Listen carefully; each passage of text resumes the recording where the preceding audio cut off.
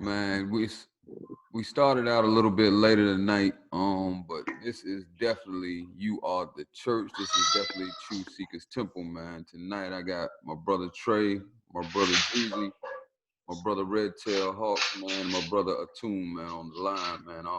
Peace to you, brothers. How you guys doing today? Doing well. Wonderful, man. Good day, good Outstanding. brother. Outstanding. Tonight's topic is going to be Black Indians / indigenous heritage, man. True Seekers Temple is a forum for everybody to speak their truth.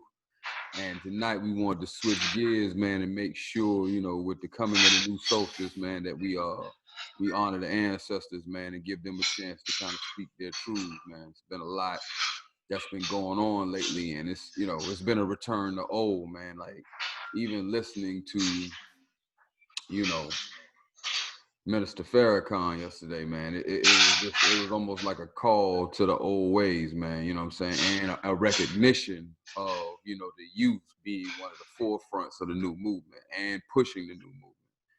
So as that kind of happens right now, one of the things I wanted to bring up as a topic is definitely people who have indigenous heritage and people who identify as indigenous.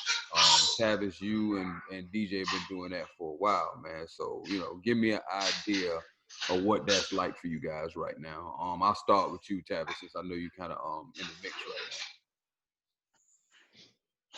right Hey, thank you very much, and I appreciate that. I'm really actually looking forward to listening to everybody's perspective, because actually, for me, that's what indigenous is.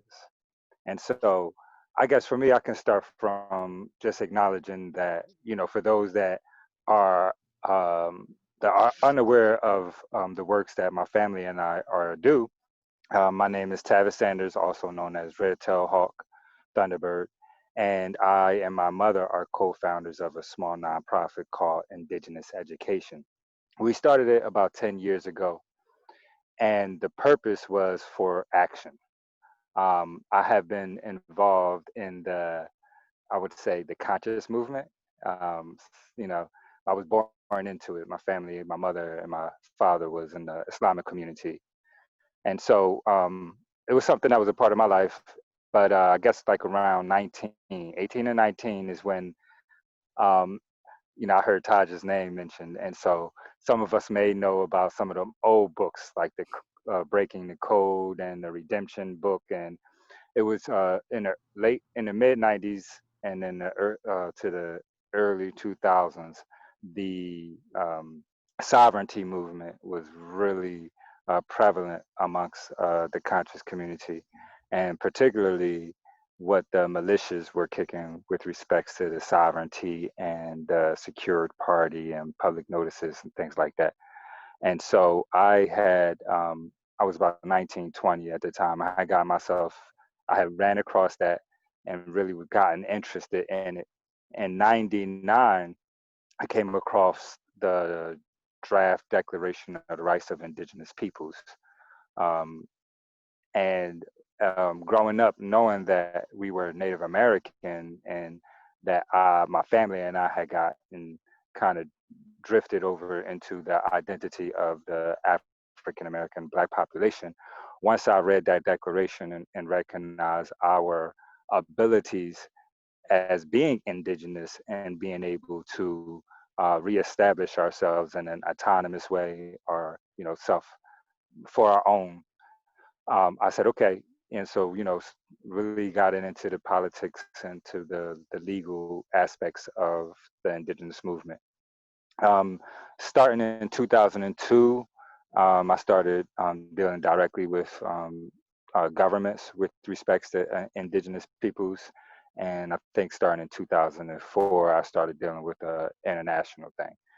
Um, Personally, I'm invested into the law, into the politics.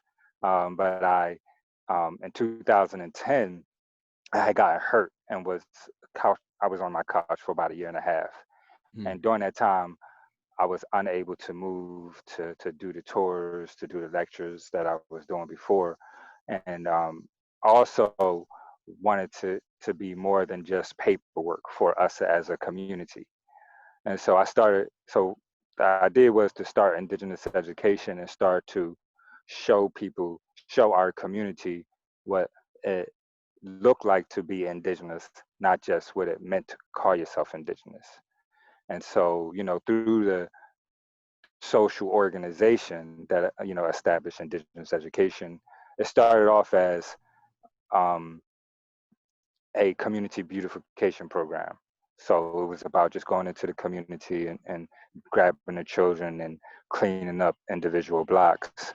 And it turned into something that offers, not just the communication and beautification programs, but also educational programs, workshops.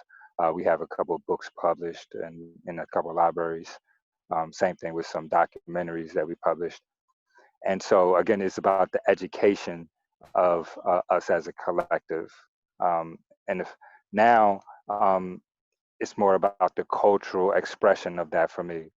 And so to reach out to different communities, whether it be the advocates or the civics of the population or the governmental structure of that particular area, to communicate with both and to establish means and ways for us as an indigenous population to begin to show them who we are through cultural expressions like the fire circle that I'm actually preparing for right now. I'm waiting for some people to come and discuss. Also some like annual indigenous celebrations that we have established with some local governments in different jurisdictions, and and I know that.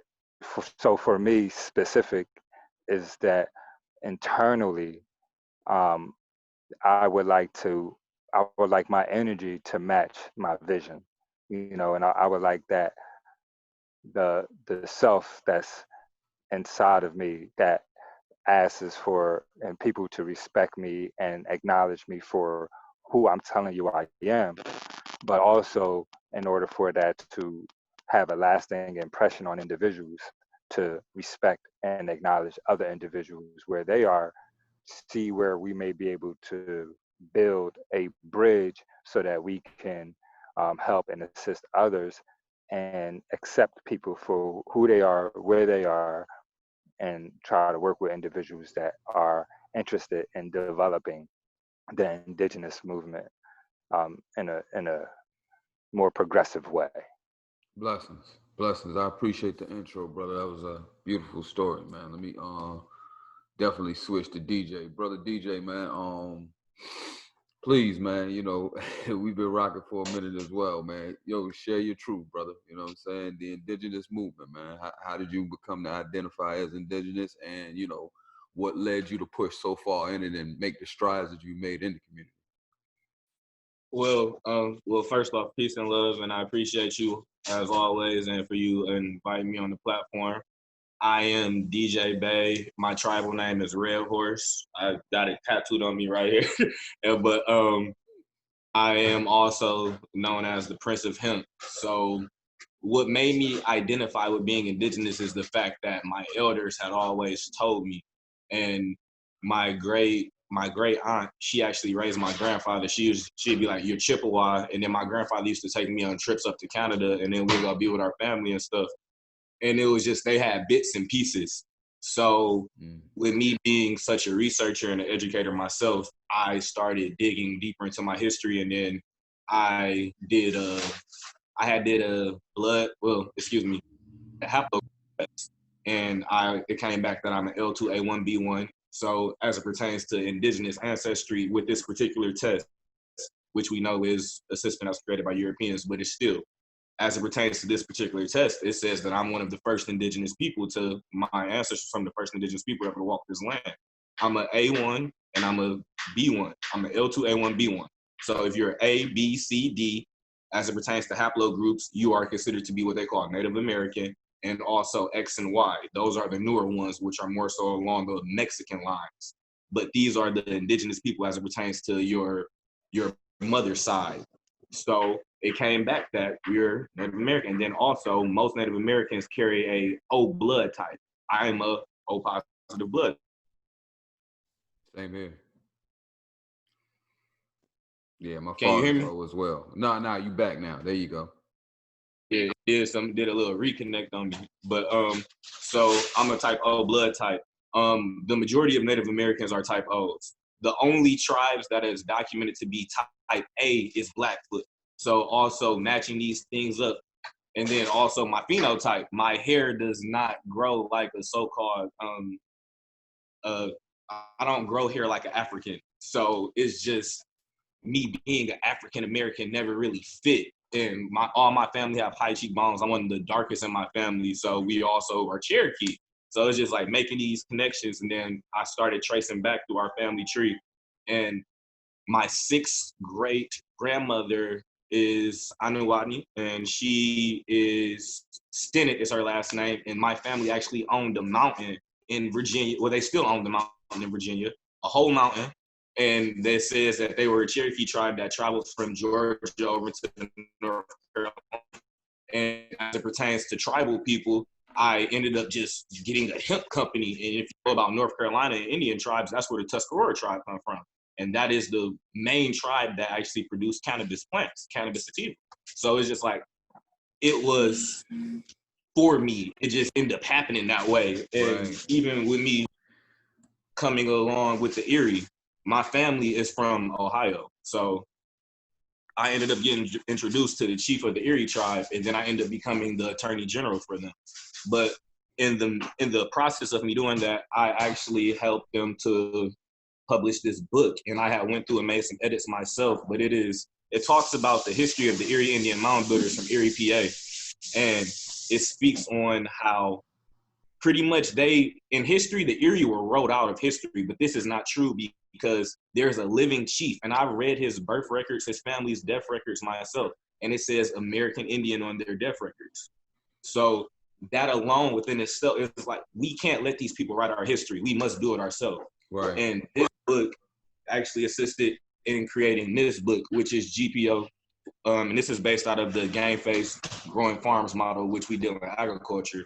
And this is the genetically purified organisms. And it's growing indigenous growing processes.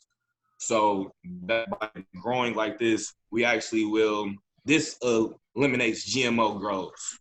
So this revitalizes everything that we do, even like utilizing rocks like shungite. There's pictures in the book. So utilizing mineral-based rocks, and it removes the radiation and things like that. But getting back to natural-based things, and this is what our did. So it's like, if we don't write these stories, it don't get told, and then we allow somebody else to take it over. So all of this is monetization of our history, which we should be doing.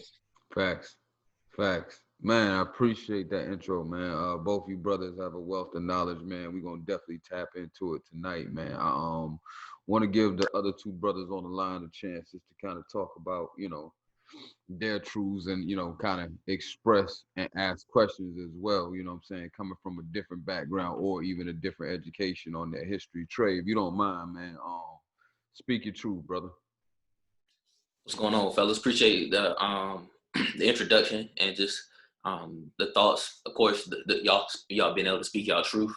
A lot of things that y'all said like touched me, and we're just super duper interesting. I'm super excited to be able to just learn more about it.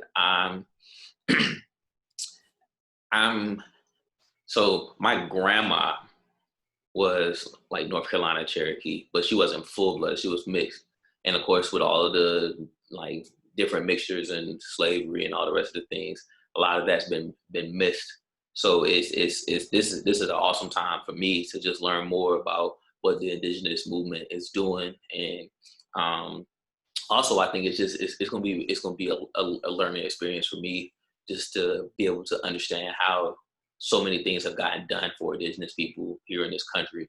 Just the pathways people are taking, how y'all have taken ownership of your own story, like Brother DJ said, and just making sure that like writing the history of indigenous people isn't being controlled by them, as well as Brother Tavis saying that, like, man, like still maintaining the things that make him who he is. Like right now he's sitting around a fire circle and like not losing that in the midst of all the other things happening in the country. how, like, as Brother DJ said, like, they're trying to extinguish an entire tribe, but there's still people still continuing this fight and keeping it together. So, like I said, like, I'm just so happy to be able to just learn from you all today. No doubt. Appreciate that, Brother Trey. Jeezy, man. Yes, sir. Thank you. What was the Jeezy. question? What was the question? All right, Jeezy G. No, I was just giving you an opportunity to kind of, share your thoughts on what the two brothers had shared about their indigenous heritage and, so-called the Black Indian movement, Okay. Oh man. Me and you guys, we came across this information kind of at the same time back in the early 2000s. Fresh, teenagers, 20-year-olds, trying to learn and seek information about themselves, knowing that the information we had was false. And we moved to Charlotte. We came across the Mecha Necha, started learning about our ancient Egyptian information. Then we came across the Moors, right? And the Moors started, teaching us about, that we were indigenous, we were Moorish, you know what I'm saying? And it's been a journey ever since then. It's been a journey, man. And today, I guess my perspective is that, gather all the information. It's all beautiful. I love what y'all brothers is doing, man. It's very necessary. We need that. You know what I'm saying? The culture needs that. Just where I stand on it, it's like, I don't think there's any treaties or anything that these Europeans will ever respect.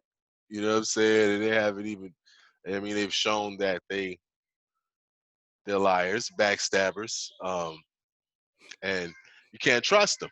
You know what I'm saying? So I chose not to put my energy all the way into that and just, kind of focus on the betterment of myself, my family, you know.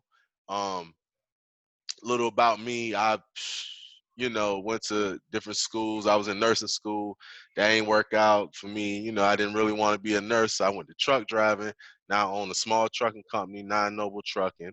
I also do music. You know what I'm saying? I'm a writer. Just started playing the stock market a little bit, trying to get on my grown man shit. You know what I'm saying? That's all it is. Appreciate But it. yeah, man. Nah, man. Going with it. Nah, just giving you a chance to speak your truth, Jeezy. One thing that he didn't mention is that, both sides of our family are actually indigenous, man. We're actually Absolutely. I know you was gonna get into that though. You got more information on that than I do.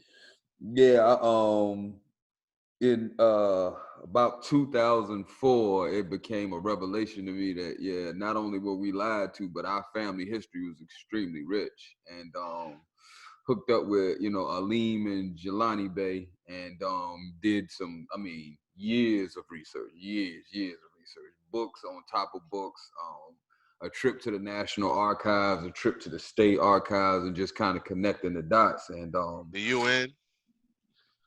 And Tina Greenleaf Wilson, our great-great-grandmother, is a full-blooded Cherokee and a Cherokee princess. She married a captain in the Union Army. And back then, status was everything. A street urchin, somebody who's just on the side of the road. They don't marry royalty, just like they don't marry royalty today. That has never changed. Classism has never changed. So to marry somebody with a title, you had to have a title. On the flip side, on our father's side, we grew up in Rondo, South Carolina. Our father was a huge historian and one of the guys who pushed indigenous just through and through. We were hunting, fishing in the woods all of our youth.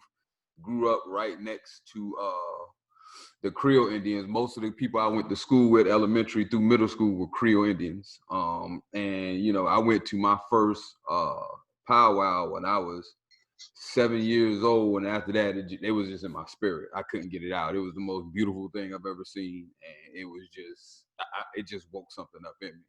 So to be able to find that heritage, I actually gravitated to that heritage extremely hard once we moved to Charlotte. It was the awakening I was looking for. So the truths that you two brothers are sharing, I just want to let you know, this is an audience that is not going to go, hey, wait a minute. You niggas not trying to be black, you know what I'm saying? So, we appreciate everybody's truth. And that kind of segues into it. You know, why is the so-called Black community upset when brothers identify with their tribal heritage? You know, yeah, I'm gonna start with you, Tabs. Just kind of give us some, you know, insight into that. Why do you think that is, brother?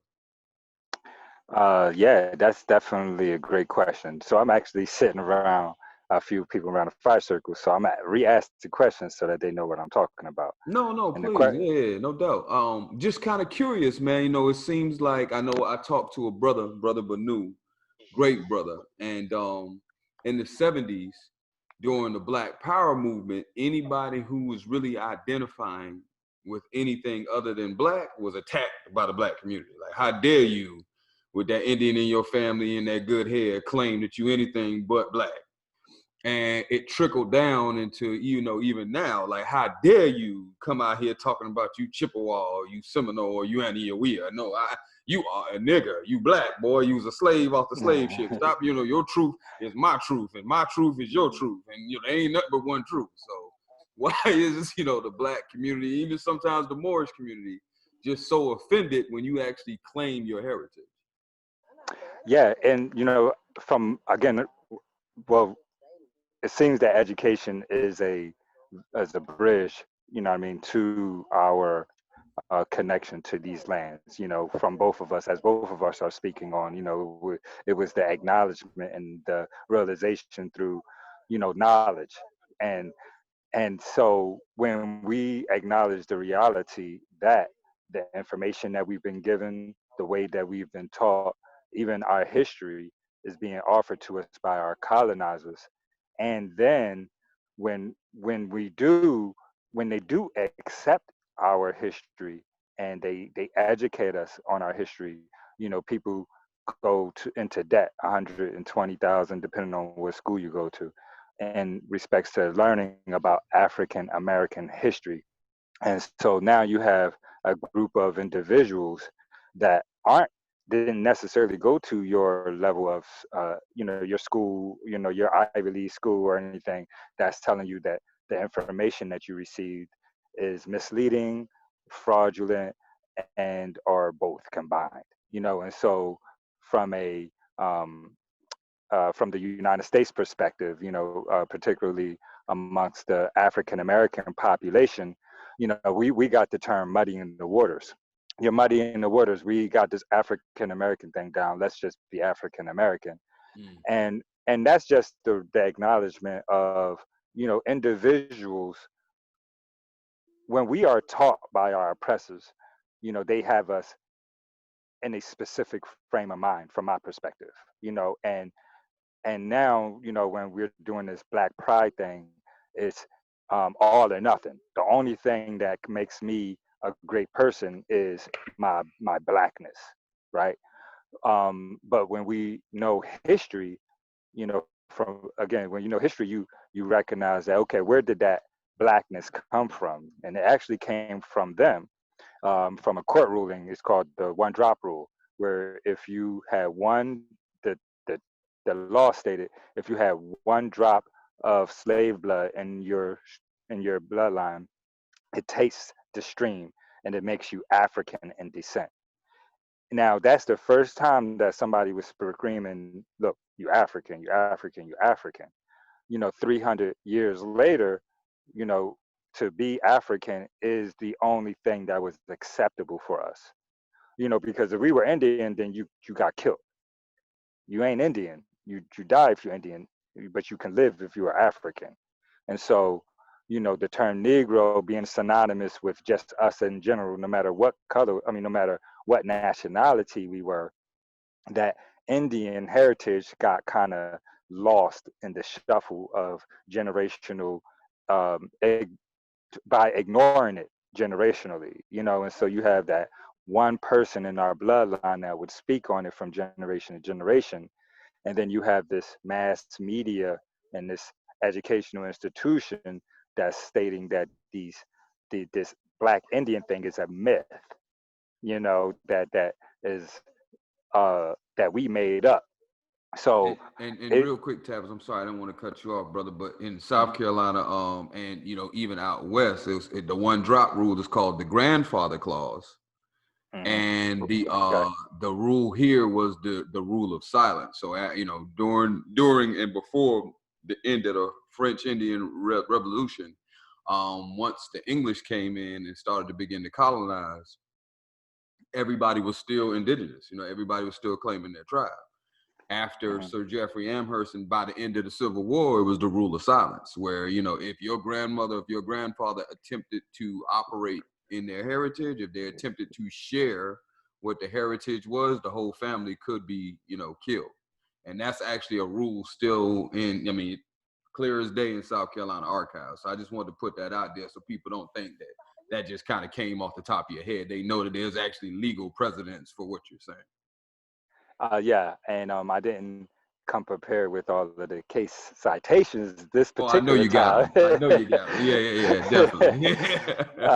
But again, as we discussed, and that's why it's really important for us to publish our own script now, so that those stories can be put out there, and individuals will be able to find them all in one source location, versus the way that we had to do it, where we had to, you know, read 25 different books to write a 50-page book, so that the references would be okay, you know. And so it's a learning process for us as a collective. And you know, one thing that I would like to state, with respects to the um, as far as us being indigenous or being Indian, and the communities that are not going against us, that's also something that we as a collective group have to acknowledge. We've been taught to do, you know, to to if you don't follow what I'm following, then you're less than me, or that you could be better than you are being, because you're not following my ideology or my way of living. And in actuality, that's not the way that any of our ancestors lived, you know. And I was reading a story. It's talked about how when I'm not sure which explorer, but when they came up on the land, they could see fire circles they could see fires up and down the coastal lines. And the people ask, well, you know, the Indians were so divided, they were so tribal. We were a tribal people, and we were a divided group of people, simply because that's the way that life works. And so the different fire circles would be, the different fires would be different communities all doing the same thing at the same time. And we can see now, in respects to this pandemic that we are dealing with, or whatever you would like to call it, that mitigation of space is really important. And individuals stacked on top of each other like sardine cans is not necessarily beneficial for to collective society in general. And so, you know, with respects to the Moors, with respects to the Africans, with respects to the African Americans or the Blacks, the Tainos, you know, the Native Americans, what we need to do is all acknowledge the reality that our suppressor is the same. We all have the same oppressor and suppressor, and that the system itself is being built on all of our collective backs. And so if we can respect each other with respect to our ideology or our religious background, or even some of our moral and ethical ways that may differ, then we will be able to at least start to have some control over the decision-making process, which is what the world is waiting for us to do. Hey, So blessings. that's, Bruh, let me jump on that, That's the man. creation of the Truth Seekers Temple, man. Blessings. Go ahead, Jizzy. Let me just jump on that, because that's so real, brother, what you said, man, because that's something that's so discouraging when you come into knowledge and you feel like, oh, yeah, I can build with other people that understand me, you know, and read these books that I read. Then you find out that they beefing with each other, too. You know, this so-called conscious community, this person don't like that person, and this person, everybody beefing. And you like, damn, I thought we was woke. You know what I'm saying? I thought we was woke. I thought you woke. You woke up? I thought you woke up, brother. But you know, so you feel me? That's well, you know, discouraging. Yeah, it's, I was just gonna say it may be somewhat discouraging, you know, the reality that we can't all get along, but we're not all meant to get along. right. We will all be the same. Where's the interest and aspects of that as far as life is concerned? You know, there's a few Absolutely. people in the indigenous community that I don't necessarily like, but that don't mean I want them to fail in what they're trying to do, you know, or acknowledge the reality that if any individual, whatever you do, if you're able to educate somebody about a way that you do what you do, then it's going to be beneficial for us as a collective. And And I but feel again, like like you, mm, yeah. I feel like it's always been a select few during Mm-hmm. any time period, any generation that truly understood astute amount of knowledge. The masses of people ain't never been good for shit. You see what I'm saying? That I could tell, all they do is eat, Mm-hmm. sleep, and motherfucking die. You understand? And get together and have Salem witch riots and shit. What you call it? The angry mob and shit. That's what the masses are. They're just an angry mob.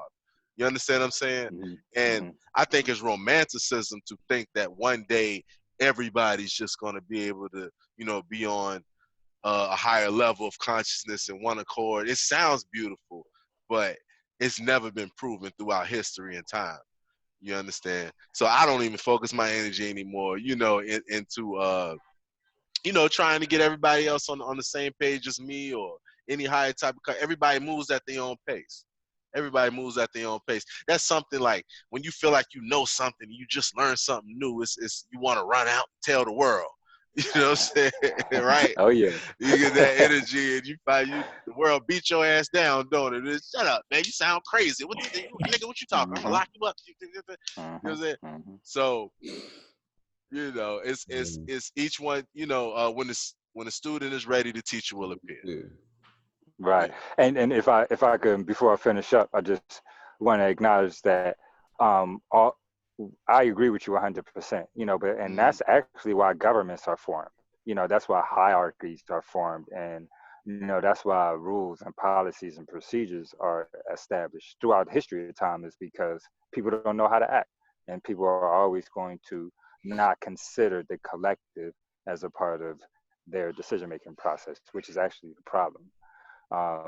But again, we are individuals, and sometimes it benefits us as individuals to think about ourselves versus to think about the whole of us.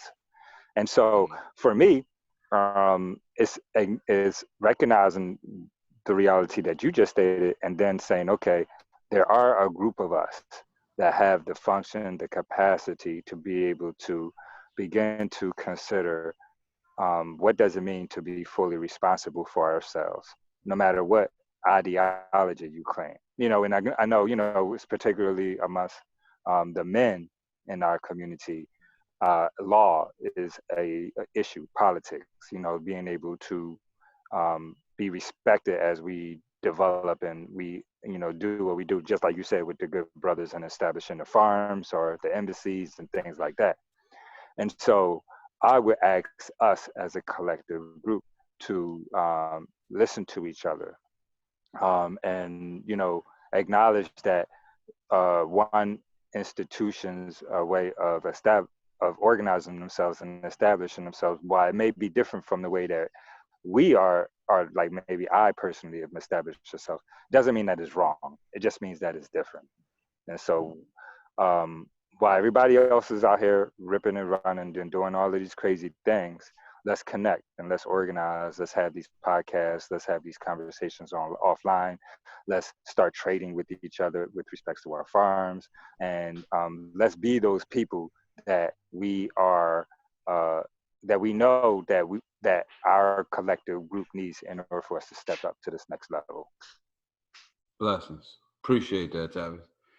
DJ, I know you're gonna have a lot to speak on when it comes to this as well, because I mean, we've been together when indigenous heritage has been attacked by cats who claim that they're Moorish, cats who claim that they're black, cats who claim that they're conscious, African American. I mean, Swahili. I mean, these cats ain't never been to Africa, and it's like I don't knock anybody's heritage, because that's how the ancestors speak to you, then that's how the ancestors speak to you. But why is it such a problem when a brother claims his indigenous heritage? Why is he always torn down by other brothers? And I'm gonna say other brothers, very, very exclusively, because we'll share some stories around the next question that just lets you know it's usually other brothers. That's like with Pete, that's like what's the Willie Lynch word? Conjective dissonance. I can't recall the word, but Objective it's distance. association and I'm not somebody who necessarily partakes in slavery because I put my family record. Some of my family actually owned slaves. indentured Yeah, servants. same. So I would not necessarily be somebody who like partakes in Juneteenth and things like this because I'm indigenous. My people we were in war. We wasn't necessarily slaves. And then especially knowing that I too am somebody, I'm a Bay, I am a Moor as well. That's what the L2 part is in the haplogroup. L2, they come out of Africa and then they go up into Northern Africa, over into Spain and Europe, and then over into Asia, and then come down into the Americas. That's the L2 line, and then that's how the A's started coming in. So like more by blood. So knowing that, and then also knowing that Moors are also indigenous, when people feel that way, it just shows their lack of understanding within themselves because they haven't been able to bridge that gap.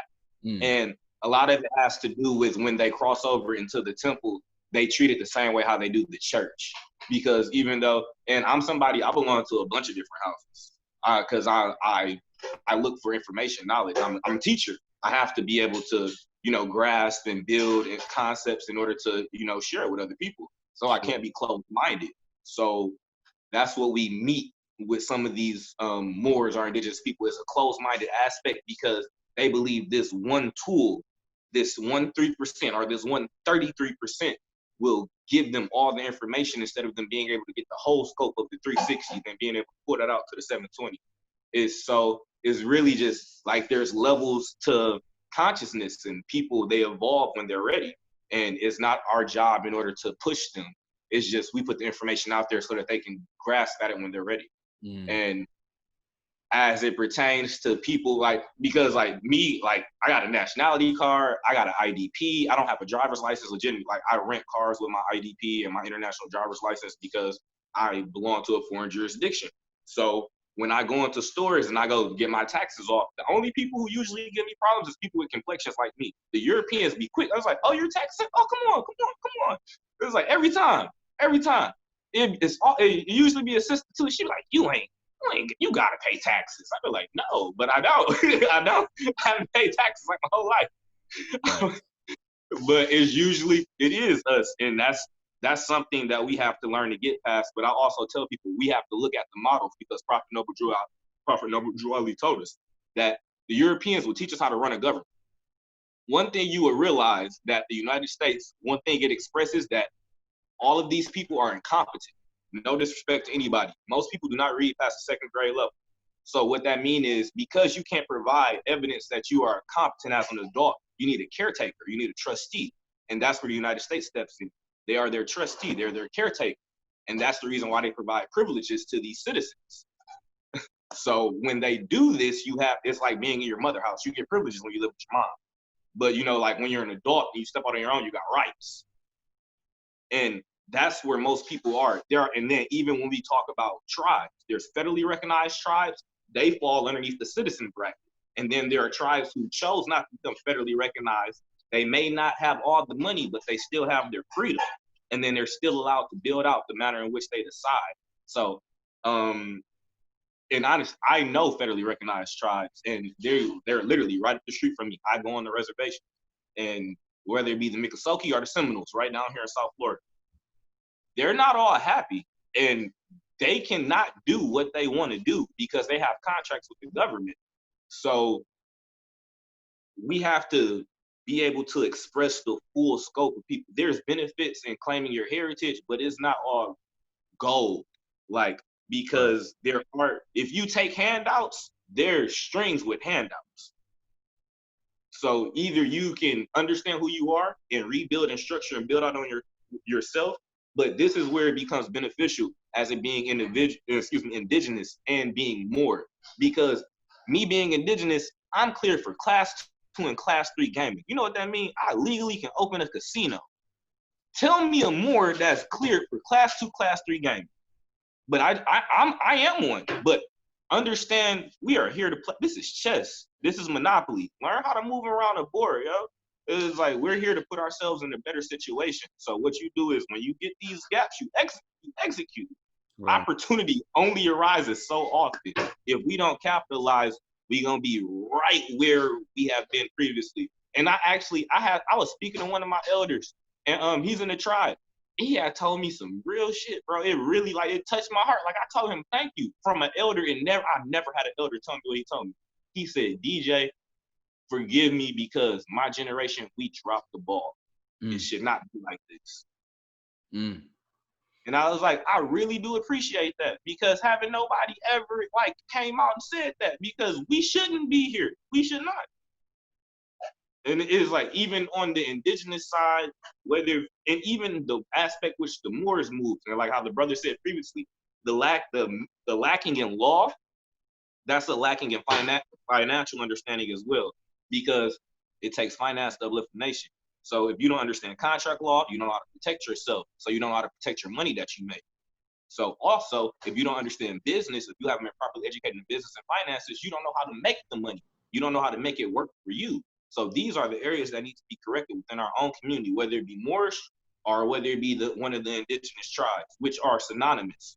And that's when I wasn't being disrespectful earlier. I was actually looking for this case law on my phone. I was actually listening to the brother, and I found it. It was a Virginia Commonwealth case with the Supreme Court, and it actually states that they have no precedence over what happens with indigenous people.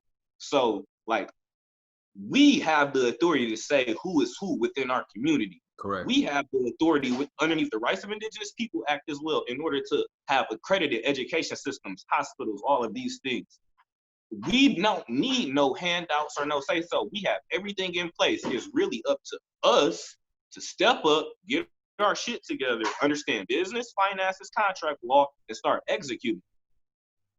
I'm somebody who like, I'm being modest to some aspect. I do pretty well for myself, but that's no good if we are all not moving in that aspect collectively. That's the reason why I tell you, it doesn't benefit me for me to just provide you a service. It's actually better if, like, I help you start a business and then we do business together. Because I'd rather have 3% of your business that's gonna keep making money versus you just give me $200 right now. Right. Right. Like, hey, brother, and to what you're saying, like, we heard all of that. You know what I'm saying? And that's real information. And I know it works, but it don't work for everybody, from my perspective, because I know cats that got into the Moorish, you know what I'm saying, lifestyle, and was out here practicing, you know, their indigenous rights, and them boys got locked up. Them boys laying down. Now, to that lay aspect, down for a long time. I was taught by an elder, like, back in I'm from Detroit initially. So, like, the sovereign movement was big back in the day. And that's, like, where it really started popping off. So, like, I know and I learned from a lot of their mistakes and their errors. And what they did was they didn't dot their I's and cross their T's. They jumped the gun. They wasn't for sure through execution. And then that's one thing that my elder always a lot of them boys sure was wilding back in the day, bro. Not to cut you off, but my mom's, you know, say our moms was telling us about, you know, the Moorish movement that was going on, and yo, brother, you know, you can get $1 million, and all you got to do is, you know, blah blah blah, get your birth certificate and all that. And what brothers was doing was, money is the issue. Go ahead.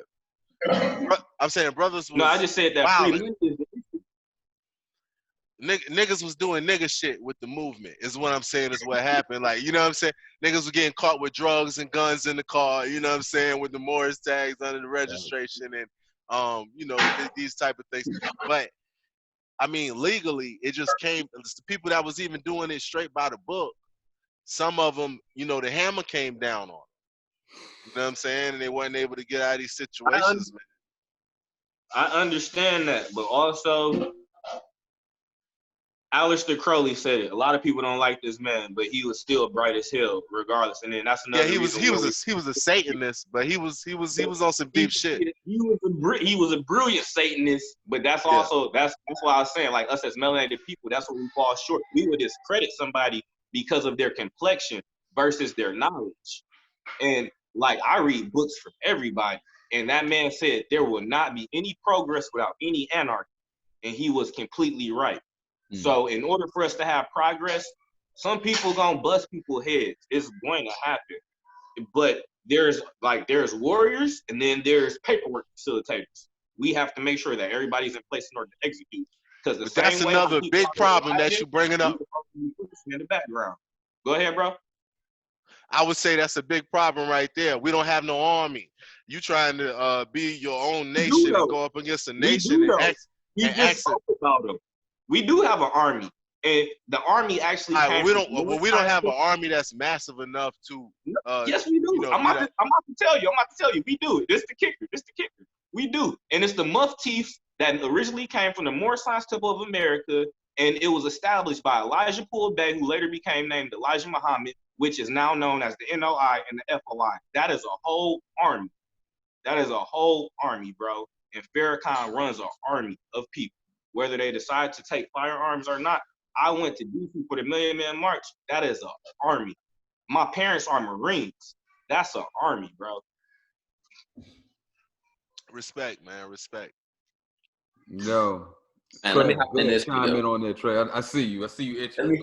Let me get in on this show because like I've been hearing a lot of things, and unfortunately Travis had to dip out because I wanted to tell him, man, like hold on, dog, I got an Ivy League degree now, and like a lot of this perspective is actually gonna come from my experience there, because being at Cornell, like a lot of people talked about where they were from.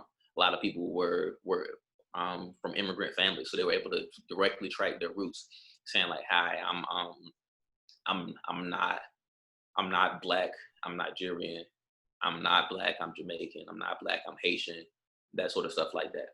And for me, the like and like the question actually kind of hits home for me because like I'm one of the people that actually say like, all right, dog, like yeah, like you that, but you black too. Because for me, black isn't just your genotype. Like brother DJ got into it and he's talking about like his genotype, he's talking about where he's from. But to me, it's more so your phenotype, because you are what you appear to be. These people are going to treat you how you look. Just like how you talk about in the stores, people like once you show your ID, things change. But like walking around the store, if you don't have your ID tattooed on your forehead, that's a nigga walking around the store. Like you a black dude. Like that's just the reality of the situation. So, and honestly, I've actually departed from saying like, oh, I'm African American, and I think like a lot of us actually have as well. Like it's not, the movement is not called African American Lives Matter. It's not like we don't walk around calling ourselves like, oh, it's like I'm African American, I want to put the African American box. When I check it, it's black, because like that's what you appear to be. And it's not just an American thing when we talk about like the mistreatment of people of color or people of our complexion. Like that happen all over the world. Yeah. Like even if we go to Australia, the Aborigines are pushed into this small area because of the complexion of their skin, of a lot of different things. So I mean, from my perspective, I'm not gonna say this is from everybody's perspective. I'm not gonna say like everybody thinks on the same level of consciousness that I think on when they talk about why are they a little bit like saying like, but you black, bro. When people say those things, like I'm never going to say that somebody's not what they say they are. If any, I got a panther on my chest. It's a tribal panther. Still like making sure like I have all of everything within me represented in me, on me.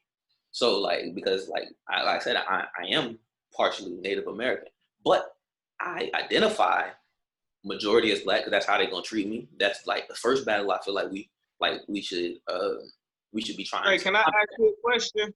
Yes, sir. What's going on? Okay, so I listened to some of the things that it's based on some of your statements. One of them, your most previous statement is you're going to identify with the way that they treat you. As it pertains to history, these people have never respected us. They took our noses off the statues and everything. It's been envious, and it's really our fault because we created them some way, shape, or form. Whether if it was from a test tube or whether it was from genetic lightening, from us just keep on breeding with the lighter variations of people, whichever story you want to partake in. So that part right there, I know you as a man, I know you don't operate like that. Like I know you don't, because I know if somebody say something to a manner where they will put you in a slave aspect, you would correct. Right. Now, on the other aspect, as pertains to black, do you know the full legal standing are about the Christian black codes? That's one of the main reasons why we don't associate with the color, because as it pertains, this is why I say people also don't read past the second grade level, because we were taught grammar in second grade. Now, black is an adjective. We were taught you can only be a proper noun or a noun. An adjective is a modifier, so you can't be black. That's the reason why in definition it's black or more instead of just black, because black is the adjective to more. And Yeah, words also, are created every single day. So Listen. yeah, Listen. Hold on. black is also, Hold on. black is also civil Listen. more Listen. peaceful The than police legally will dead. shoot a black more. He'll shoot a black more. He'll I shoot more understand all blacks. that, bro. He'll But shoot. I didn't have police stop in with handshakes with me. It's all in the manner in which you deal. My But as father I was said, it don't matter when it That's comes. What brother was saying and what I'm saying is it's all when in it how come you down deal. to Hey, it. hold on, guys. Let's just take our time and just speak our truths. It's all good. We ain't gotta I agree. think, That's what this podcast is bro, for. what I'm saying is, I think when it come down to it, when that cracker got that gun in your face, you're not gonna Black's Law Dictionary your way out of that shit, baby. You know what I'm saying? Look, I'm gonna Hold tell on, you. I'm a Look, Moor. I'm You somebody. can't do I'm this to somebody. me. I pulled a You are gun on. not in my. You see what I'm saying? You're not in my Look, bro, jurisdiction. I'm somebody. I pulled a gun Ow, on a nigga. cop in Michigan in front of my home. So I've had situations with law enforcement. I'm not somebody who just preach it. I've had multiple run-ins with these individuals, and I have had it to where it went the way I wanted it to, and then when it went the way I didn't, because I wasn't educated enough, and I had temper. I wasn't speaking right, and then most recent time I got pulled over, I had all my shit together. You know how that shit ended? I had weed in the car and everything. I got an exemption for cannabis. I wasn't worried about that. I had my IDPs, IDLs, and they knew I was a Moor. And I was in a rental car. You know what they said? I was like, yo, and I was speeding too. And I was like, you know what? I was speeding, bro. I'm not even trying to argue with you. How much is the ticket? Ain't no argument. And I already Where you know. at? Where you stay at? Where you live at? Look, this was it. This was when I was in Detroit. I was passing through the Ohio Turnpike area. So I was floating through that boy. I was hitting like 90. And then they pulled me over by like Bowling Green, Ohio. And I got you. like I told them straight up, I was wrong. And I knew the platform in order to debate that. It's not with a cop who don't know nothing about nothing. It's through the courts with paperwork. So I do it right now so I can go on about my life because I got money to make. I'm not about to argue with this motherfucker and then get shot. Word. So like I said, it's really how it goes. That's Right, facts. that's I real. agree with that. So going back to the questions you asked me about that though is, and just kind of like what Jeezy was mentioning, like, no, I don't. I'm not. Just if they put me into an avenue of saying like I'm a slave, I'm gonna disagree with them. But there are certain things, because they are the majority, they are the people in power in this country. There are certain ways that like the reality that they have created for me, I have to respond to the reality. Not living in the reality that they created for me is gonna make. No, but hold on. Not living in the reality that they created for me causes me to be living in ignorance. Because then it's like I'm walking. No, that's what I'm saying. On paper, you technically white. Huh? On paper, you technically white. If your stuff is in order, on paper, you're technically white. Because I'm about to tell you, even if you claim to be African, if you're from North Africa, because this happened with a man who taught in college at Wayne State College. He was from Egypt. They classify him as a free white person because he was from North Africa. It is a status situation. It has nothing to do with color. It is a A1 status. White is an A1 status. Black is an A2 No, I got status. you. But they do that for like the Asians and lighter skin Hispanics and stuff like that. They don't classify niggas like that though. My skin complexion, bro, that ain't never gonna be white. Yeah, they ain't classifying niggas like that, bro. Nah, bro. I'm glad we have this conversation. You can reclassify yourself. You can reclassify yourself that way it's done properly. Because that's called acquiescence in law. You never spoke up, so then it's right. You got to make the corrections. That's when everybody be talking about status correction. And before we get to the white as a designation too, it's some pieces missing. You know what I'm saying? Before that explanation, number one, the different types of statuses and legal and legal precedents for the status. Two, the difference between your identity as a straw man identity and your native identity. And then, you know, last but not least, you know what I'm saying, you being able to claim and stand on the status. Because if you call yourself a status, you have to act a certain way. Like, United States clearly states that if you do not vote, you're not a citizen. There are certain things you have to do to be a citizen of the United States. That gives you your citizenship. You can't just be here living, having a good time. You have to actually take the active part in the United States government to be considered a citizen. It's the same way with reclaiming your status. It has nothing to do with your skin. White is actually a status in legal precedence that gives you your good credit, gives you your good background, gives you your get out of jail free cards. So, I mean, it is a status, but just kind of shifting and being pragmatic, right? Because we have a real good discussion here that is pragmatism versus where we should be moving to in the legal status. So pragmatically, I've been to jail. I've been in trouble for claiming Moorish designations, and it was because, you know, the guys who were using me, hey man, you don't know too much, be my guinea pig. Let's see if this works. You know what I'm saying? And a lot of brothers who are with us in Charlotte got the guinea pig treatment. On the other side of it, they were brothers who were able to not only, you know, reclaim their homes, reclaim their ancestral land, you know, get, you know, jurisdiction and status because they were doing it the right way. So I've seen both sides of it. I've seen it work in both sides. But being pragmatic is, like Tavis's biggest push is always, there is an education component that has to be laid out before we can start really pulling people into, you know, what level you're at, DJ. You're at a level where most cats never interacted in their life. So without that front line and education and giving people the opportunity to kind of get there, it's kind of hard. So I know what you're pushing, but it's like, it's an educational component that is missing in our community greatly, because it doesn't help people separate color from status. And that's a very, very important separation. Like your color, again, is just an adjective. Your status, your nationality, and your heritage is something else. And that's what you were kind of getting into, Trey. And I thought it was powerful when I heard it. It's like, you call an African black, you'll quickly correct you. Oh, no, I ain't black, boy. I am Nigerian, boy. You know, I'm from the Sudan. You know, they'll quick, you not going to call somebody who their heritage and color. Exactly. Oh, no, I ain't black, I'm Jamaican. They'll tell you quick. Mm-hmm. Do not call me no color, because they know better. You know, they're taught that as kids. Like, no, you identify with your heritage. You don't identify with no color. Where we're taught the opposite in this country. The flip side is, and this is kind of interesting too, you know, I've never had a white person challenge me when I told them I was, you know, Annie or Cherokee. Never in my life. Never. Matter of fact, we just did this last weekend. I'm on a boat. I'm sitting next to a Trump supporter. He says, hey, man, I don't like things being forced on me. And, you know, I work in Ohio and this and that and this. I said, cool. I said, yeah, well, I'm not black. I'm Cherokee. Oh, I'm Cherokee too. And he actually pulled out a Cherokee card. Me and my dog. I said, now, ain't this about him? Ain't this about her? You know what I'm saying? I'm just like, wow. But he don't pay no taxes. You know what I'm saying? Even looking at that.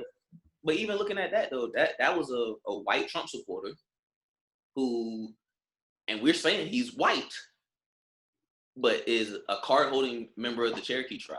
So, like, at the end of the day, like, and I understand what DJ's saying. Like, black is a color, is an adjective. It is not a proper noun. It is not a noun. But words evolve over time, and in that evolution, we have come to identify as that thing.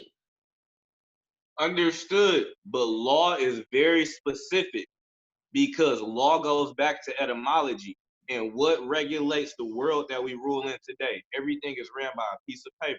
People go to jail off paper, people buy cars off paper, people go to school on paper, people die on paper, people born on paper.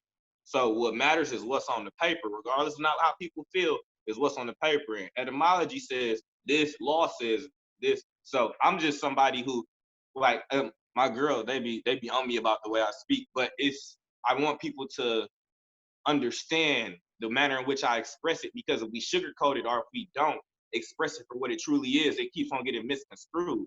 So at one point in time, we have to really just like lay it out, like this is what it is to some aspect, and then we just got to deal with it from there. I agree with that, and there's another thing I wanted to address, going back to what you said earlier. Jeezy said that he like the masses have always been like a mob mentality. They never have been able to like get to a level of knowledge of our leaders, and that's absolutely correct. There's never going to be a time where everybody's as smart as the smartest person or as the people that are steering the ship. But I want to say that the mobs of people, the masses, have gotten incrementally smarter over time, because the masses of people are not as dumb as the people were back in the Stone Ages. They're not like geniuses, but they would be considered geniuses if we put one of these people back in those times back then.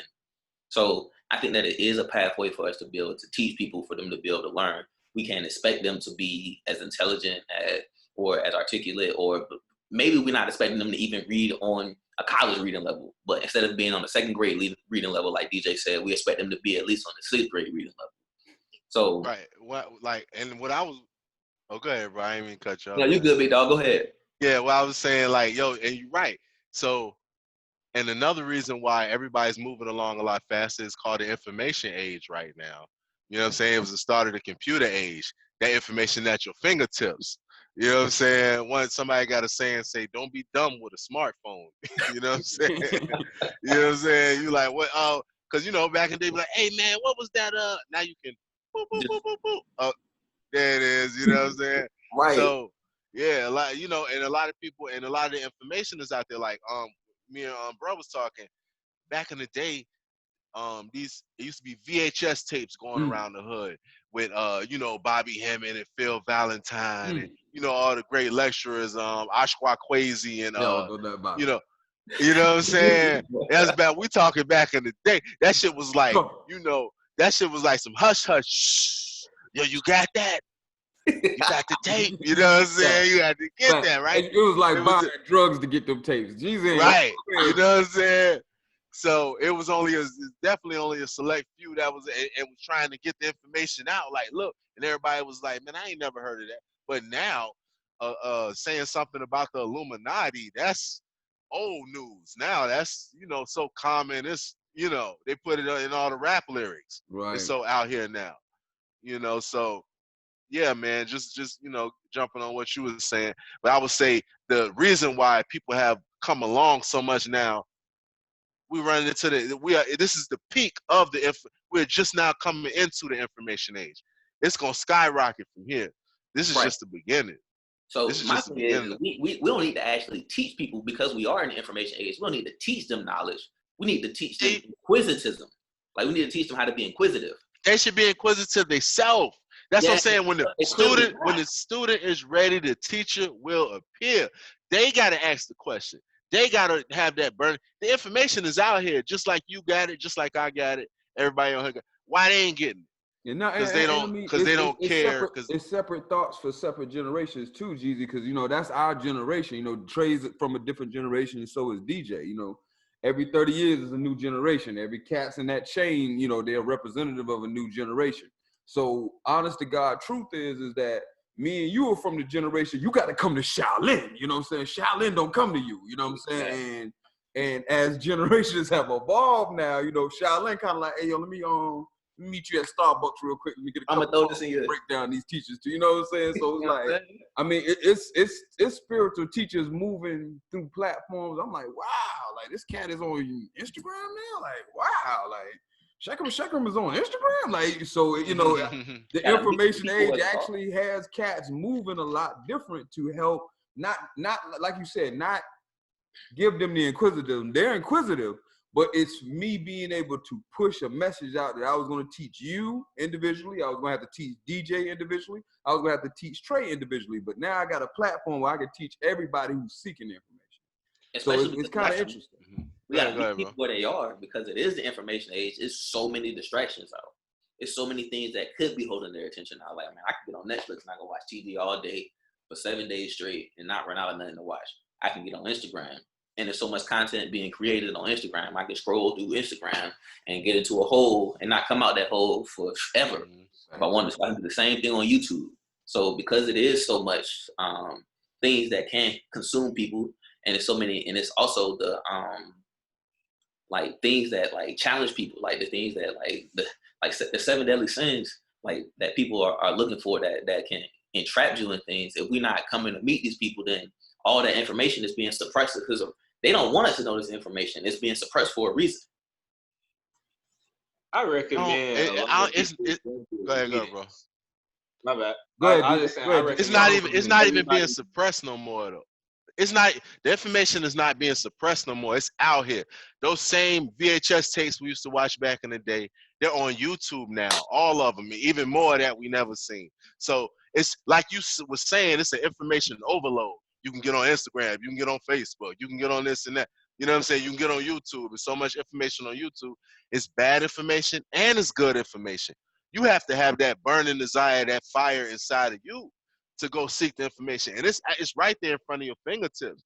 They are not suppressing it anymore. Yeah, that's cool. They need to get it now before they start suppressing it. DJ, go ahead, take your point. Ahead, man. Good point, Jesus. Good point. I was just gonna say that like a lot of people need to get readings. Oh, the ancestor was like, nah, yo, they ain't ready for that. Ancestors muted your shit. Yo, they was like, nah, son. Ancestors was like, nah. They didn't want me to say that. But I was just about to say a lot of people do need to get readings though. And they should really like look into their natal charts, because that's the reason why we have a lot of gaps within our community. One of the indigenous systems that I partake in is the Ifa system.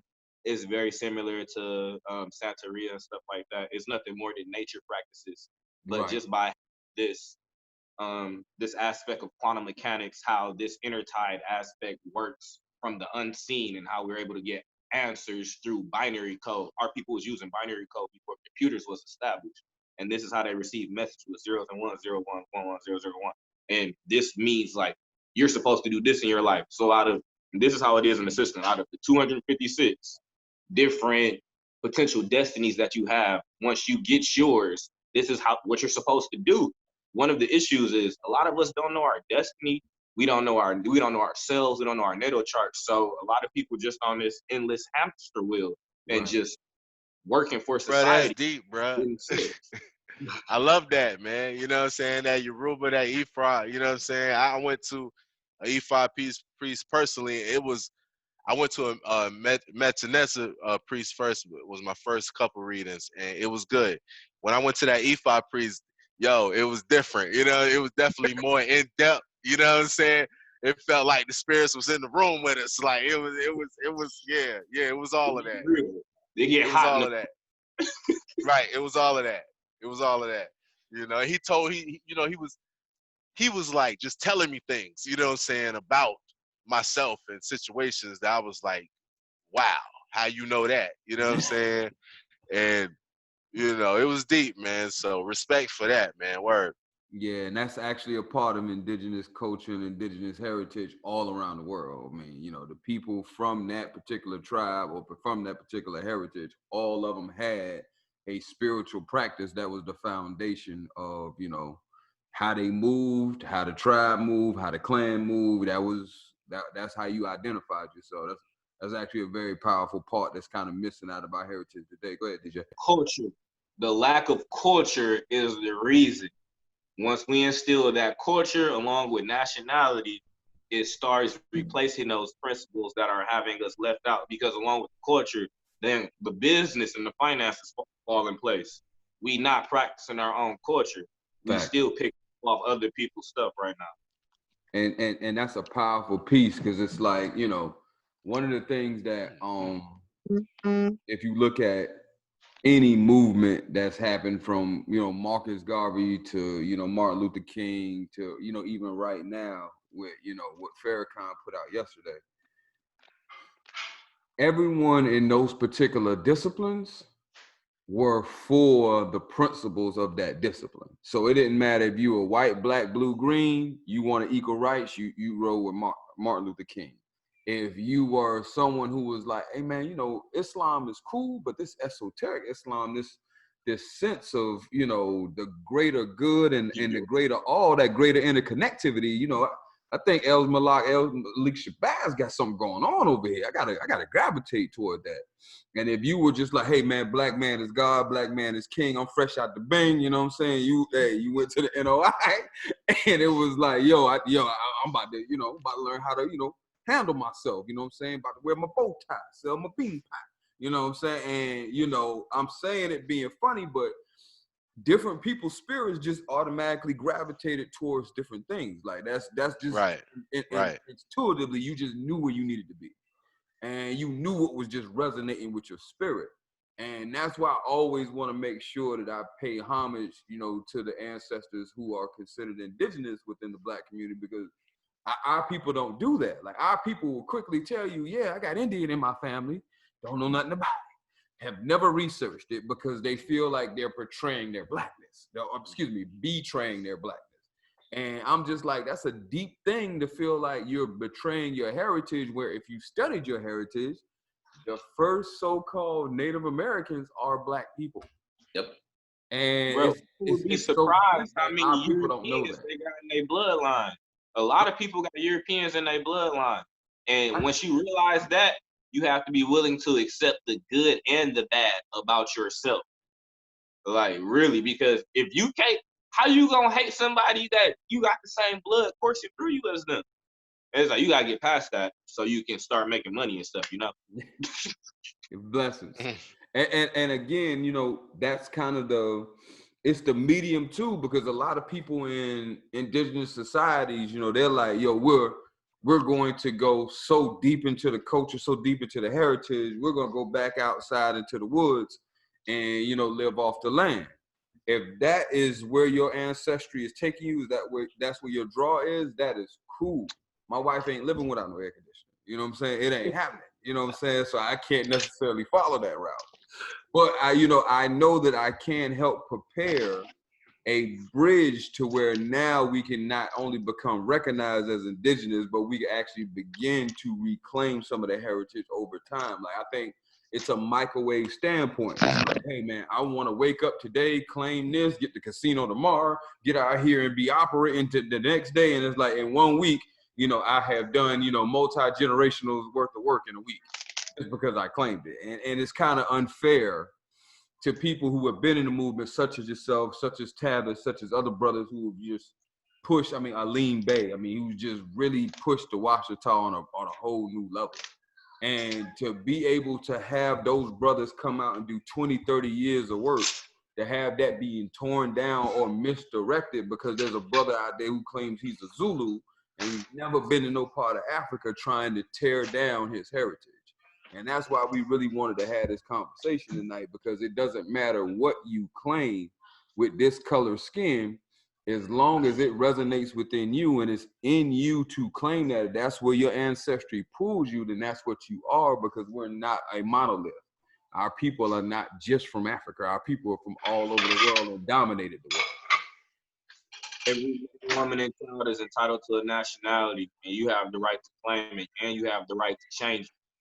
So there you have it. And it's funny because that's one thing I will say, that it helps me tremendously have great conversations. A little tough, babe, but it ain't like.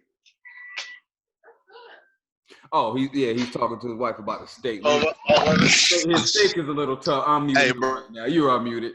So you have been muted, and we don't want to hear that steak. We don't hear nothing about that steak. You have been muted. You know what I'm saying? We don't hear nothing about that.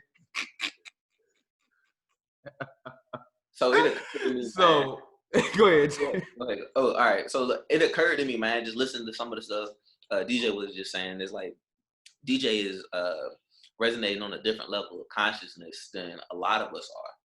And the reason that is because he, and like, I think the statement that got that for me is that, like, how can you hate somebody that has the same blood as you? And I feel like that the reason that kind of stuff happens is because, like, they oppressing you. Like, you'd hate your brother, if you'd hate your twin brother, who could be like genetically the same as that person if they was oppressing you.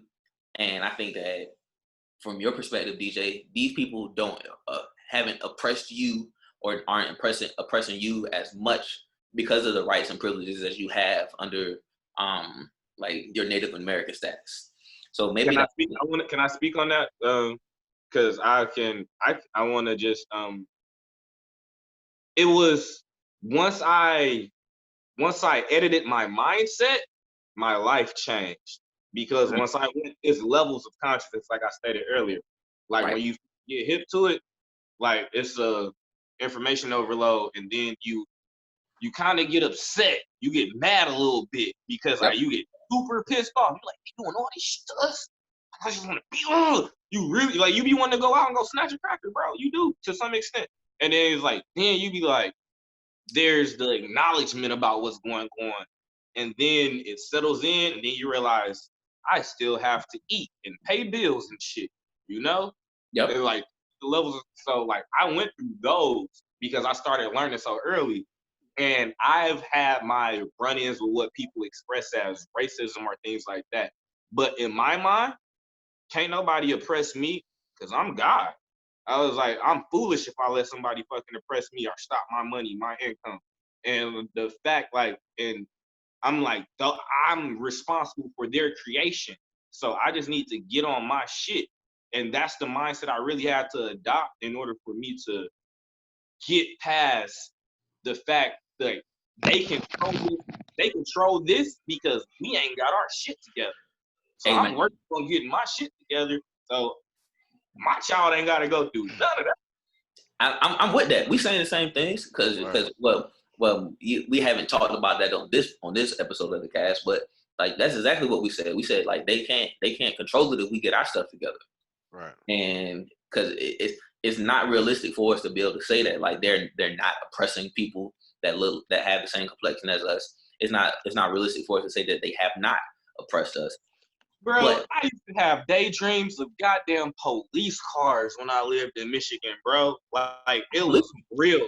Like I used to get profiled living there. Like it was really real. And then like I just got my shit together to where like, one, sometimes you gotta move. You gotta move sometimes you do. Yeah. Because it don't be you. It don't. And that's crazy. And once I realized that, and I was able to focus on other things, all of that negativity started leaving my mind. The law of attraction is really real. What you really input your energy to is what you manifest. So if people believe they are being oppressed, they will continuously be oppressed. Right. And so that's why they put out. Go ahead, bro. I would just to add on what you're saying, I would say that's why they keep putting out a different slavery movie every year. You see what I'm saying? To keep us in that same mind state. They know that's it's a spell they putting on us, man. You know what I'm saying, with these movies. And Jeezy, I think you touched it because that's actually where I was going to. It's the narrative, right? Mm-hmm. So if I had a great conversation with a member of the United Nations who was real European, like she's from Sweden. And we were having a conversation. I was explaining my heritage to her, you know what I'm saying, my clan, hey, not only am I, Anayawe on my mother's side of the family, I'm Anayawe on my father's side of the family. Chief Roundo, where we grew up, is a distant relative of mine, but not only is he one of the greatest Cherokee chiefs in history, we grew up in the town named after him and had no idea, that this lineage was in our heritage until I found our family book, which is our generations before the Civil War. And I was able to go down to the state archives and link the two. I was like, now see, this is sad. All these years, identifying or listening to a narrative and had no idea what our family heritage was until we dug into it. But again, the ancestors opened that gateway for us. It just needed to be known. The thing that she said to me that was the most powerful, she said, all the work that you did to reclaim that, all the energy that you put into that has just completely reshifted the way your generations would move. Now your mindset is different. Now the way you identify is different. Your chest is poked out. You're receiving information on different levels. And she was a conscious woman. She was in the spiritualist movement. And when we were having this conversation, I was kind of listening to her, and I was like, wow, like that's a deep perspective. I don't really get to talk to too many Europeans who can, see how knowing who you are changes the way you interact with the world. Like most Europeans don't think like that. And when she kind of continued into the conversation, she said, well, at this point, what you need to do is, seek UN recognition, because that's what we are waiting on. Like, we are waiting on you guys to reclaim your heritage. And when you reclaim your heritage, we can recognize that. You become a part of the human family. And that has been, a body of work I've been doing since 2006. And right now, me, DJ, and Tavis are actually working with the United. Oh my God, we're actually working with the United Nations to do a reestablishment. What's up, Nobi? He can't hear me, but I know he came to pay me a visit. What's up, Noble? This little guy here, boy. Hey, what's up, Nobi? How you doing, man? You want to be on the podcast? Hey. Hey, what's going on, man? How you doing? Take your food. Eating food? All right, we had to have that visit, man, from a celebrity real quick. Yeah, That's Noble. yeah. Hey, by the way, bro, my son name is Noble Ali Gethers. Yeah, facts. For sure. That was Noble Ali. Yeah, that was definitely Noble Ali, who jumped in on the Indigenous podcast. His spirit was just like, yo, let me get in here. Hey, get in here on this Indigenous and shit. Right. I'm eating right now. My question on this is based on, and like just everything I'm hearing from this. They said the UN is waiting for us to be able to claim my heritage. Does that mean that we need for, because I aspire to be in a situation that like DJ finds himself in, like where I don't feel like I feel untouchable. Like y'all can't oppress me on the way like this, because like my mind state has resonated into a place where it's like, yo, like I'm in complete control of my destiny. Like, and I feel like that's the thing that we should be trying to manifest for all people. And I know that it gets dicey once we start talking about for all people, or for people that look like us, or our complexion, or whatever it is. Once we start saying those sort of things, like the movement into freedom for that. But like, does that mean that in order for us all to be able to do this thing, we need to we all need to find some sort of thing to attach to? Do we all need to say like, oh, we all are Native American in order for us to be able to go to the UN and take our heritage back? Or can we just establish a different one? Can we just, in order for us to be accepted into the race of human beings, like you said, do we need to say like, all right, I'm a part of this already established race? Or I mean, established group? Or can we just like, man, like I don't really know where I'm from. Y'all robbed me of that, but I'm here now. Put me in the book now. Put us all in the book. Write my name down. This is who we are now, and y'all gonna respect us from this point forward. Right. Now all of a sudden you're gonna magically give me what you've been owing me for all these years. Who are we talking about here? We are talking about a common enemy that has said F you for 500 years now, and now all of a sudden today they're gonna turn around and give us reparations, or give us our land back, or give us. It's not gonna happen. Not without, like bro said, what Aleister Crowley said. It's gonna take revolution first. You understand what I'm saying? It's gonna take the chaos, the anarchy, but in order to do that, you gotta have a big enough army to take on your enemy. You know what I'm saying? Which we do not have. So a nigga need to act accordingly. You know what I'm saying? Bless the ancestors for taking care of us. Bless ourselves for you know what I'm saying, surviving, because we are survivors. We are the ones that's still here. You understand what I'm saying? And we need to keep fighting. We not saying we ain't fighters. We are warriors. We are fighting the good fight, and we need to keep doing that. And Jeezy, I'm gonna speak to it like this, man. I appreciate the sharing. I think our ancestors are fighting the battle for us, as you can see right now, what's happening around the world. You feel me? Secondly, our cultural heritage and the way we kind of interact spiritually fights our battles for you, because our ancestors get out here and do works when you know how to interact with them and pay homage to them.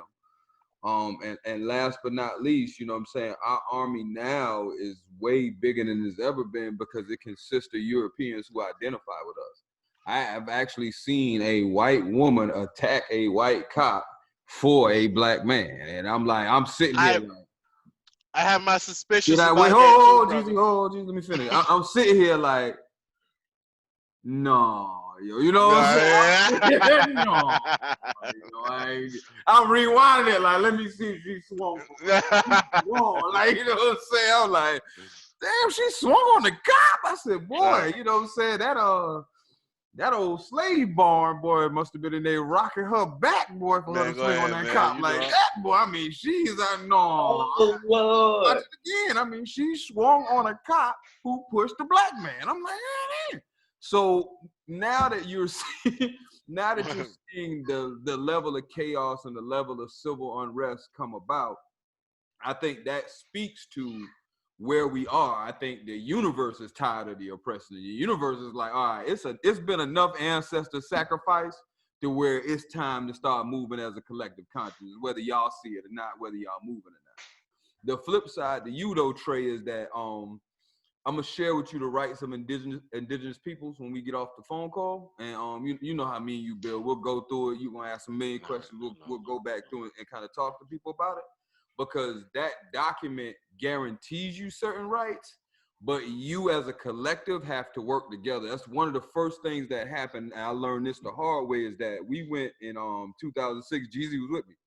We went to the United Nations to sue the United States government. 2007. 2007. That's 2006. Semantics, man. Keep going with the story. Anyway, now. Go ahead. So anyway, go ahead.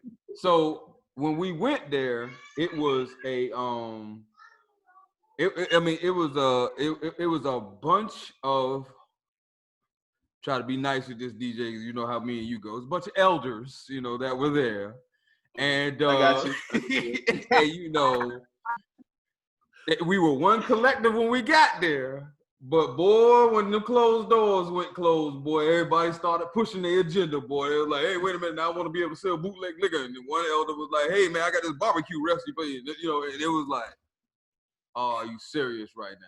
You know what I'm saying? I learned the hard way, bro. We just talked about that the other night. That's the reason why when they hit a certain age, they get moved off the council, because they start drinking, bro, for real.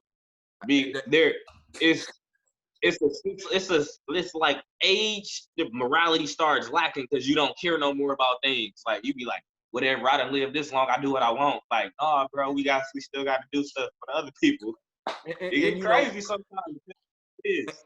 And you know, I want to be able to honor my ancestors, because anybody who's proven they can live on this earth for 40, 50, 60, 70 years, brother, homage. This is not an easy place to survive. So I always want to give homage and just honor to you just even being here. But when you start to look at it like, okay, I need to lead because I've been here this long, even though I'm completely disjointed, even though I'm completely out of touch with the generations behind me, I think that's when it starts to, all right, it's time to, you know, you need to sweep to the, you know, you need to be swept on out of the door here. But just to continue what I was saying, DJ. No, I'm saying we just need to make sure that we make them comfortable with stepping down, because that's the thing. People don't feel comfortable relinquishing authority.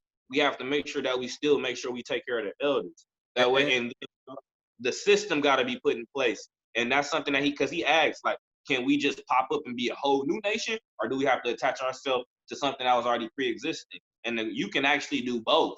You just have to have your things in order. Like the parts that we're lacking is mainly the government structure. Like I'm the attorney general for one of the tribes. If you have the court in place, and if you have, if you acquire 500 acres, you can put your own law enforcement on land if you try. So it's just really about putting your pieces together. That way that you can go present yourself to the United Nations. And it's giving yourself the umbrella, right? So it's, when you look at a European nation, right? You look at, you know, France, Sweden, Austria, you look at all these different smaller countries. They're smaller than the states in the United States, but they all operate as individual countries because they identify with each other on a collective basis. Okay, cool. Your country is your country. I'm not gonna tell you you're not Austrian. I can't tell you that. Even though we know we raped, murdered your people, kicked half of y'all out of the country, and most of y'all Austrians is really like half German, but okay, you want to identify as Austrian. I'm identifying as a French person, even though Britain has attacked us, to Spain has attacked, even though we probably got mixed heritage, we're going to consider ourselves a homogenous group. China the same way, even though half of the Chinese are Mongols. We're going to identify as a homogenous group. Once you identify as an homogenous group and you recognize each other, whether you be different tribes, different whatever, you just like, hey, cool. You're a Black Indian, I'm a Black Indian. However you want to identify yourself, that's cool. Let's come together and say, this is what we want. This is what we want as a collective, because we're all facing the same oppression. We all have the same problem. Let's come together. When we went to do that, that's not what happened. Everybody started vying for what they wanted, for, you know, fighting for their tribal heritage, fighting for this heritage, fighting for that. Some people wouldn't even fight for heritage. Some people just like, yo, we just want a casino, some money. You know, can we get federally recognized? And everybody in the room was like, yo, what's going on? Even the UN people were like, okay, I think you guys need to come together and establish some type of council or something, because you obviously don't know how government works. You know what I'm saying? You don't really, you don't get it. You know, I can't tell you how to govern yourself. You're up here telling me who you are, and DJ put it in the best terms I think I've ever heard. I just say it. Yeah, you're up here talking about how you want all these privileges, you know, all these rights, you know what I'm saying? But really, you want privileges. Really, you're still in mommy's house. And once you step out of the house, you got rights, but you don't want to do what it takes to be able to recognize your rights. You still want to be on the titty and then claim you're an adult. And that's I want one quick point about what you're saying right now. Our issue is, like I said, we're not willing to graduate to the last couple levels of consciousness. Like, people still hating the European so much to where they won't pay attention to the government, the manner in which they're running it, so that they can adopt that system for themselves. That way they can come from underneath them. They hate them too much to pay attention. Gotcha. That's facts. Go ahead, what I G. was saying was like, if I mean, just to jump right into it, man, somebody had to sell out the movement. You understand what I'm saying? If you look at I think on YouTube, it's a dude that claims to be an FBI agent that was in on it with the when he infiltrated the Black Panthers and got a bunch of information, and basically he was saying that any by the door? not that. I seen that's a good movie. I'm talking about an actual FBI agent, you know, who a black man who was in college that the FBI went and recruited him to go and join the Black Panther Party to gather information to bring back to the FBI. He ain't the only one, but yeah, go ahead. Right. So that's my point. So I'm saying that to say, in that documentary, they said any movement of black people, that gathers numbers, any black group, it's an agent in that motherfucker. You know what I'm saying?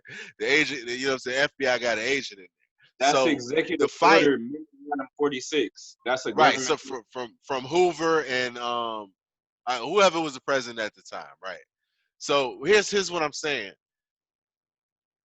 The fight that we're fighting today is the same fight that we've been fighting. We're talking about the same thing that our elders were talking about, that our fathers and their fathers were talking about. So why hasn't all these intelligent men and brilliant men and great men, why haven't this thing came to fruition yet? I would argue because we are always infiltrated and sold out by agents is one reason. The second reason is that we don't have an army to enforce our, what we want, our will, or to get back our land, or whatever you know what I'm saying, you want to say. We don't have any type of force to instill that. So we're gonna sit here and be on this hamster wheel talking about collective economics when we do that, aka Tulsa, Oklahoma, Black Wall Street, Durham, North Carolina, you know, these examples when black people do get together and do these, what happens all the time? They come and knock that shit, they blow it down like motherfucking, you know, the Three Little Pigs and shit, right? You know what I'm saying? But we got to build So a house out of bricks. Like what's the thing that's going to prevent that though? Because I know DJ was talking about it before. You got to make sure your I's are dotted and your T's are crossed. What things can we do in order to move this movement? What things can we learn from our ancestors, from our elders, from the things that they've done? So see where they didn't have a dot on their I, a cross on their T, to make it so that we are invincible. And I'm with you, Jeezy. I'm not about begging them to give us the thing. Like I'm trying to take it. Like I said, like yeah, I'm we trying gotta to go get it. We gotta go get it. I'm trying to get to I'm trying to get as many people as possible on the same thought process, on the same plane, because there's enough people I think everybody, all black people in the nation today have reached the first level of wokeness where they angry. Like they done seen the videos, they done took the first step. We done took that now we need to see how we can build them to the next level so they can get to their higher order of wokeness so that we can get them together. Nah, I love the point, brother. We Go ahead, move, DJ. I just wanted to say, like, one of the issues that happened with Tesla, all of the previously melanated, industrious areas that we had in the past, it was all in one area. It was very easy to disrupt. It was like a snake. You cut off the head, it was over. We can't operate like that. We got to move like ants, like bees. Like, we can't. We have to work collectively, and if something falls, another one gets stronger because the assets just get shifted over. It's like we have to think like almost like on a blockchain, like cryptocurrency. Right. We have to learn from those errors and make sure that shit don't happen no more. Right. I'm with you on that. And again, that's actually a good finishing point here for the night, man. I'm gonna get everybody to wrap up with their closing thoughts, man. That was a great segue into where do we go from here, which is how we end almost every podcast that we have with the You Are the Church, man. And it's very powerful podcast tonight, man. I want to appreciate everybody for being on here. Thank you, for sharing your energy, your time, your spirit, and your truth with us, man. We're gonna start with you, DJ, man. Closing thoughts for the night, brother. Share your truth, excuse me. Well, my truth is that I can honestly say this, man. Without nationality, I would not be where I am today, bro. Like, I moved from the west side of Detroit, and I stay in Miami. Bro, to been to my crib. It's like, and Beautiful I can honestly idea, say, yo. if it wasn't nationality, bro, if me knowing who I was, I wouldn't be here today. Facts. Appreciate you, man. True Seekers Temple, man. Thank you for coming, DJ. Jeezy G, spit your truth, brother. Hey, man. My truth is, I love information and knowledge, man. Just gather as much of that shit as you can. You know what I'm saying? And try to apply as much of it as you can. I feel like I yearn for a day where everybody can live like we did back when we were, the original native people of this land, yo. You know what I'm saying? That harmonious, that beautiful sunshiny day that we all dream for, yo. You know what I'm saying? I yearn for that shit to come, man. You know what I'm saying? But until it comes, I'm going to play this chessboard like the motherfucker was set up to play. You understand what I'm saying? I'm going to gather as much information as I can from all, because it's spread out like a puzzle piece. You know, all our information was cut up, so it's pieces set up everywhere. You got to gather that shit up and put the puzzle back together. You know what I'm saying? And play the chess pieces accordingly, man, according to the information. And let's do the damn thing, you know? Let's each one teach one. Let's be the example for our nation, man. Beautiful. Word. All right, Word. appreciate that, G. Trey, spit your truth, brother. Man, I want to say I learned so much from this conversation, man. Like just and like I said, like I appreciate, I just kind of like Jesus said, like just the information and like just my thirst for knowledge. Like this has been like a huge drink of water for me tonight, and a lot of things for me to like go back and like think on as we continue this discussion. I continue on my journey to be able to like achieve all the things that I want to achieve and try to help others achieve the things that I know that they're capable of achieving.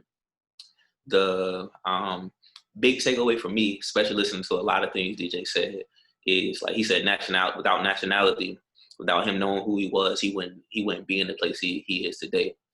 And I think that I can't be in a position to be able to teach everybody who they are, or like actually like go and dig in their roots or find a pathway to doing that. I think that maybe the solution is like we just need to create a level of consciousness and say, like, tell people like this is who you are, get on that plane, because I mean the more people have been a part of things in lives, the better they've operated, the more like the better they've been able to like do the things necessary, because it's like, oh, I identify as a such and such don't do that, so I'm not going to do that type of thing. Or like I identify as this, and these are the things that we do, like the like the 10 points from the Black Panther Party. Like, man, like these are the things we do. So boom, boom, boom, I'm about these things right here. So it's just been illuminated and enlightened, and like I said, I always learn something when I get on here, and I just appreciate it. Nah, blessings, man. You're an incurable pragmatist, man. I love it, man. It's like, yo, what are the action steps? Like, how do we get moving? Like, how we turn this into action? Like, you know what I'm saying? I love that. Love that about you, brother.